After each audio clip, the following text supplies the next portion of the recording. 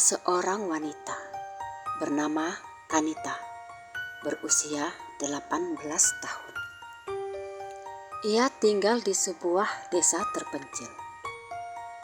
Kanita dianugerahi wajah yang cantik, hidung mancung, berkulit putih, dan yang membuat orang-orang terpukau ketika melihat rambut panjangnya yang hitam, berkilau tergerai lurus dengan indahnya.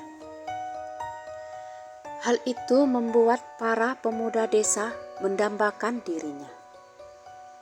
Bahkan sudah ada beberapa lamaran yang datang padanya untuk menjadikannya istri mereka. Tapi orang tua Kanita menolak lamaran-lamaran tersebut. Menurut mereka, biarlah Kanita menentukan sendiri pasangan hidupnya. Kanita juga bukan gadis yang takut dicap tak laku. Baginya, usia 18 tahun menandakan ini saatnya dia mengubah kehidupannya menjadi lebih baik. Karena dorongan itu, Kanita pun memutuskan merantau ke kota. Keputusan itu diambilnya ketika seorang temannya menjanjikan pekerjaan dengan gaji tinggi. Kanita pun meminta restu orang tuanya. Ibunya menolak keinginan tersebut karena khawatir dengan keselamatan anaknya. Tetapi Kanita dengan dibantu ayahnya berusaha meyakinkan ibu kalau ia akan baik-baik saja. Akhirnya, ibu mengizinkannya, walaupun dengan hati yang berat.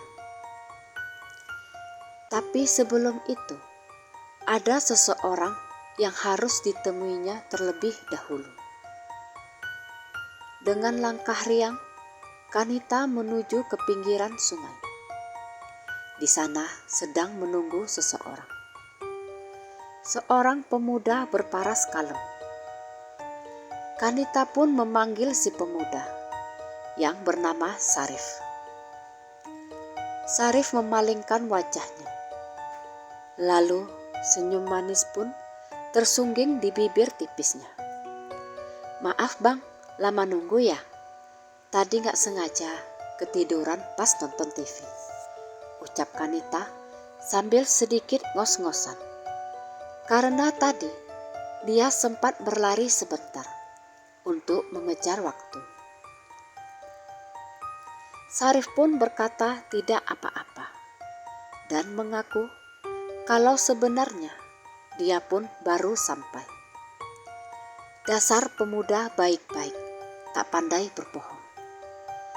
Kanita tahu betul Sarif sedang berbohong. Sarif itu pemuda on time, alias selalu tepat waktu. Tidak pernah sekalipun dia terlambat jika ada temu janji dengan Kanita. Setiap mereka janjian ketemu, pasti Sarif yang datang duluan. Malah Kanita yang kadang-kadang suka datang telat. Tapi Sarif memang memiliki hati dan kesabaran seluas samudra. Tidak pernah sekalipun ia marah seandainya Kanita berbuat kesalahan, seperti datang terlambat. Hal itulah yang membuat Kanita mencintai Sarif, pemuda yang sudah dipacarinya setahun belakangan ini. Tetapi walaupun sudah 1 tahun berpacaran, Kanita belum memberitahu orang tuanya perihal hubungannya dengan Sarif. Bukan karena Kanita takut tak mendapat restu. Tapi Kanita yakin jika orang tuanya tahu, yang ada nanti mereka berdua akan disuruh cepat-cepat nikah untuk menghindari mulut-mulut berbisa yang bisa mendatangkan fitnah nantinya. Sedangkan Kanita sendiri masih ingin menikmati masa mudanya dengan mencari penghasilan sendiri. Kanita lalu mengutarakan keinginannya pada Sarif kalau ia ingin merantau ke kota. Sarif terdiam sesaat, lalu berkata, "Lalu hubungan kita bagaimana, Dek?" Kanita menggenggam tangan Sarif dan meyakinkannya kalau cintanya hanya untuk Sarif seorang. Kanita hanya ingin mencari pengalaman hidup dengan bekerja di luar desa mereka. Kanita juga mengatakan kalau ia berjanji akan pulang tak lebih dari 5 tahun.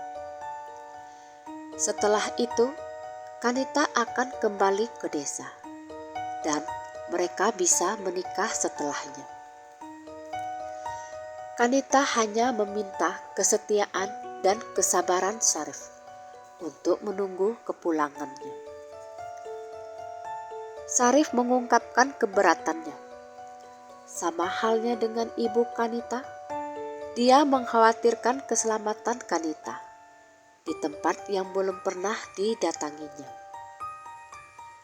Tapi karena Kanita tetap pada pendiriannya, Sarif pun hanya bisa menyetujuinya juga.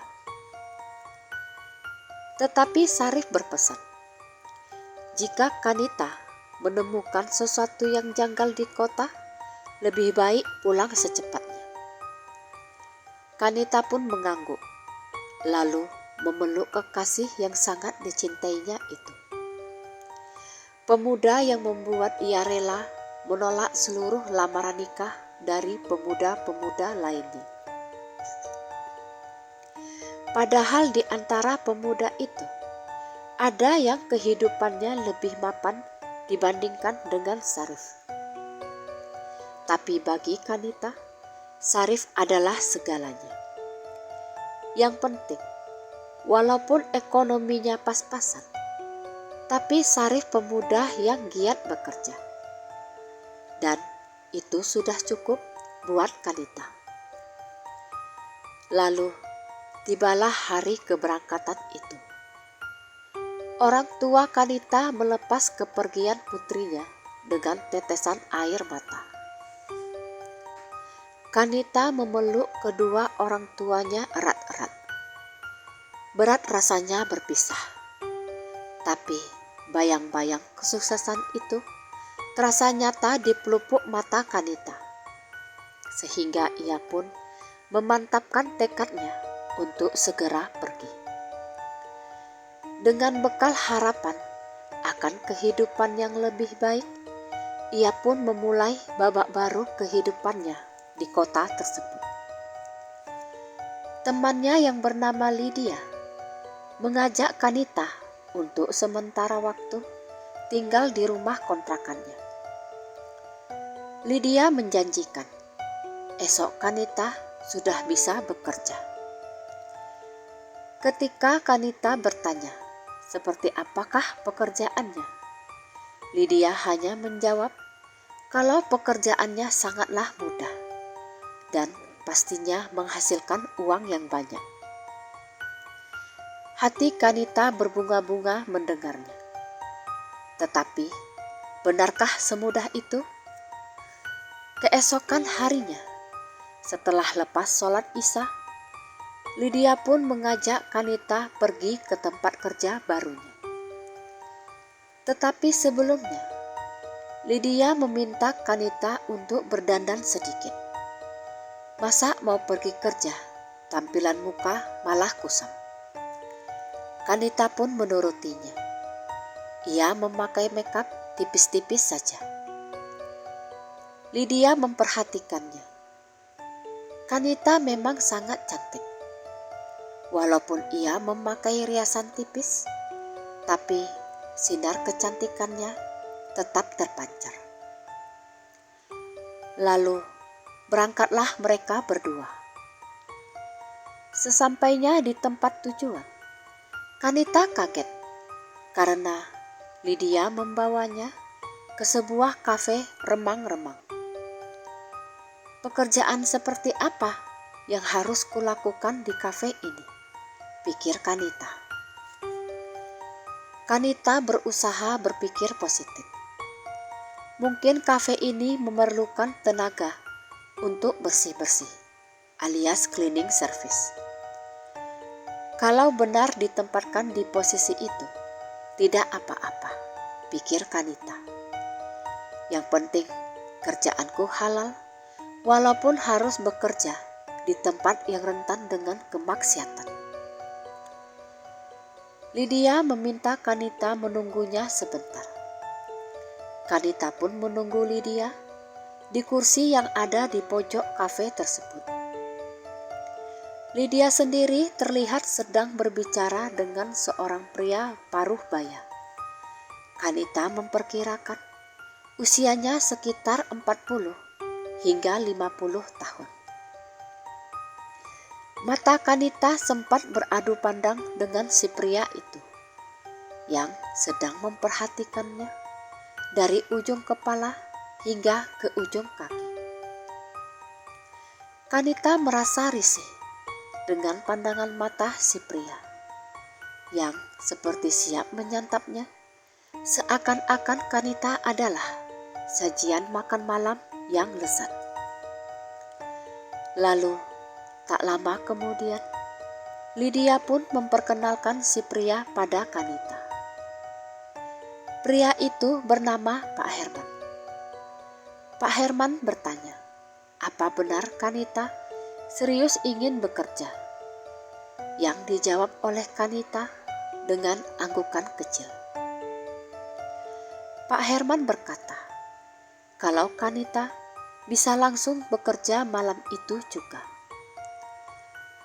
Ketika Kanita bertanya apa yang harus ia lakukan, Pak Herman berkata, untuk hari pertama kerjanya, Kanita cukup bantu-bantu membersihkan kafe, seperti mengangkat piring kotor, mengelap meja, menyapu, dan mengepel. Kanita pun melakukan tugasnya dengan baik. Dan di saat Kanita sedang bekerja, ia baru menyadari tidak adanya batang hidung Lydia di sana. Kemana perginya dia? Dan kenapa tidak bilang-bilang? Rasa takut mulai menyerang Kanita. Kalau Lydia pergi, bagaimana caranya ia pulang nanti? Ia belum hafal seluk-beluk kota tersebut. Tapi Kanita berusaha untuk tetap tenang. Mungkin Lydia sedang keluar sebentar untuk membeli sesuatu. Tetapi hingga hampir tengah malam, Lydia tak juga muncul. Rasa takut kembali menghampirinya. Bagaimana ini? Tiba-tiba suara Pak Herman mengagetkan dirinya. Pak Herman memintanya untuk masuk ke ruangannya untuk membicarakan perihal gaji dan prosedur kerja lainnya. Kanita berkata, "Baik, Pak." Lalu mengikutinya masuk ke ruangan. Setelah sampai di ruangan itu, tahu-tahu Pak Herman memeluk Kanita dari belakang. Bahkan tangannya mulai menggerayangi tubuh Kanita. Kanita terkejut, lalu berusaha melawannya sekuat tenaga. Masih dengan sikap siaga, Kanita mempertanyakan apa maksud perbuatan Pak Herman barusan.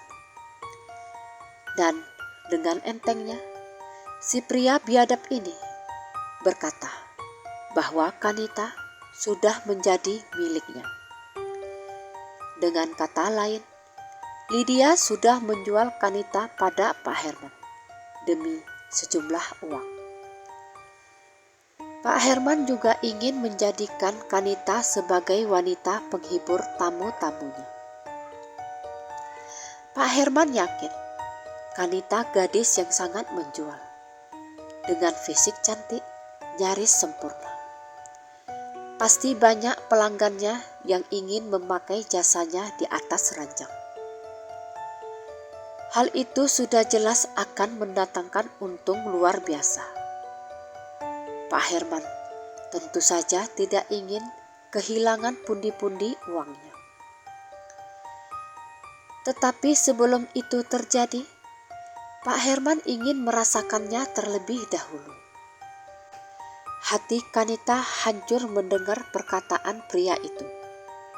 Lydia, teman masa kecilnya, tempat berbagi suka dan duka, sanggup melakukan hal itu padanya. Kanita tidak ingin mempercayai hal itu. Dia yakin sepertinya ada yang salah. Tidak mungkin Lydia setega itu padanya. Tetapi aneh juga ketika Kanita menyadari bahwa menghilangnya Lydia mungkin memang ada hubungannya dengan hal ini.